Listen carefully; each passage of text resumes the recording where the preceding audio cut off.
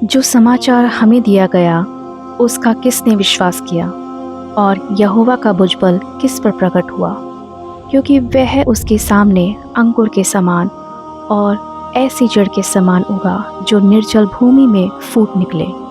उसकी ना तो कुछ सुंदरता थी कि हम उसको देखते और ना उसका रूप ही हमें ऐसा दिखाई पड़ा कि हम उसको चाहते। वह तुच्छ जाना जाता और मनुष्य का त्यागा हुआ था।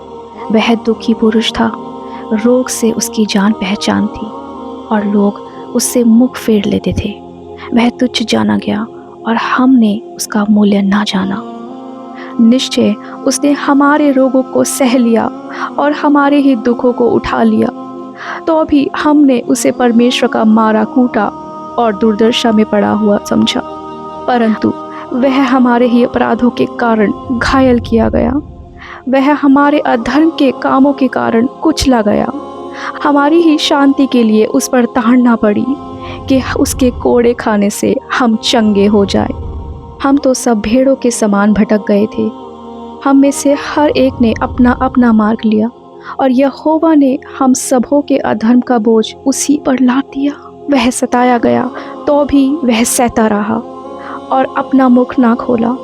जिस प्रकार भेड़ वध होने के समय और भेड़ी ऊन कतरने के समय चुपचाप शांत रहती है, वैसे ही उसने भी अपना मुंह ना खोला। अत्याचार करके और दोष लगाकर वे उसे ले गए। उस समय के लोगों में से किसने उस पर ध्यान दिया कि वह जीवितों के बीच में से उठा लिया गया? मेरे ही लोगों के अपराधों के कारण उस पर मार पड़ी। उसकी कब्र भी दुष्टों के संग ठहराई गई और मृत्यु के समय वह धनवान का संगी हुआ। यद्यपि उसने किसी प्रकार का उपद्रव ना किया था और उसके मुंह से कभी छल की बात नहीं निकली थी। तो भी यहोवा को यही भाया कि उसे कुचले। उसी ने उसको रोगी कर दिया। जब वह अपना प्राण दोष बलि करे तब वह अपना वंश देखने पाएगा। वह बहुत दिन तक जीवित रहेगा। उसके हाथ से यहोवा की इच्छा पूरी हो जाएगी। वह अपने प्राणों का दुख उठाकर उसे देखेगा और तृप्त होगा। अपने ज्ञान के द्वारा मेरा धर्मी दास बहुतेरों को धर्मी ठहराएगा और उनके अधर्म के कामों का बोझ आप उठा लेगा। इस कारण मैं उसे महान लोगों के संग भाग दूंगा और वह सामर्थियों के संग लूटपाट लेगा, क्योंकि उसने अपना प्राण मृत्यु के लिए उंडेल दिया। वह अपराधियों के संग गिना गया तो भी उसने बहुतों के पापों का बोझ उठा लिया और अपराधियों के लिए विनती करता है। आमीन। यशाया 53 1 से 12 वचन जो मैंने आपके सामने पढ़े हैं वो कोई और नहीं, वो बातें यीशु मसीह के बारे में लिखी गई थी।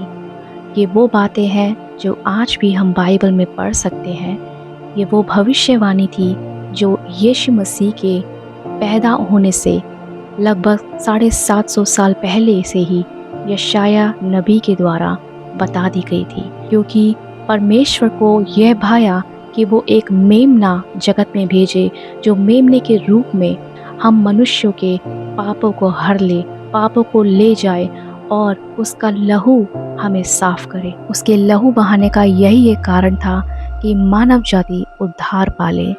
आज जो इस नाम पर भरोसा रखता है वो अपने पापों से मुक्त होता है, वो छुटकारा पाता है, वो एक नई क्रिएशन बन जाता है, वो एक नया ही प्राणी बन जाता है, क्योंकि प्रभु की शांति उनमें पाई जाती है।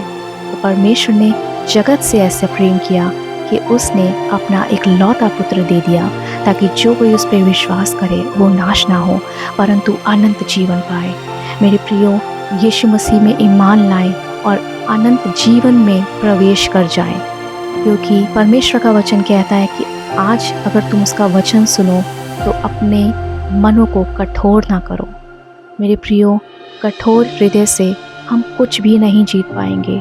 यीशु मसीह को देखें, उन्होंने अपने बैरियों से प्रेम रखा, उन्होंने अपने सताने वालों के लिए दुआ की, प्रार्थना की, उनके लिए परमेश्वर से माफ़ी मांगी। क्या ये स्वभाव हमें नहीं चाहिए? आज आप बुराई से अच्छाई को नहीं परंतु अच्छाई से बुराई को हम जीत सकते हैं और यही संदेश है इस सलीब की मौत का कि हाँ, आज से 2000 साल पहले यीशु मसीह ने शैतान को हरा दिया है और जो यीशु मसीह को जान लेता है वो इन बंधनों से मुक्त हो जाता है। परमेश्वर आप सभी को शांति दे, यीशु मसीह के नाम में, आमीन।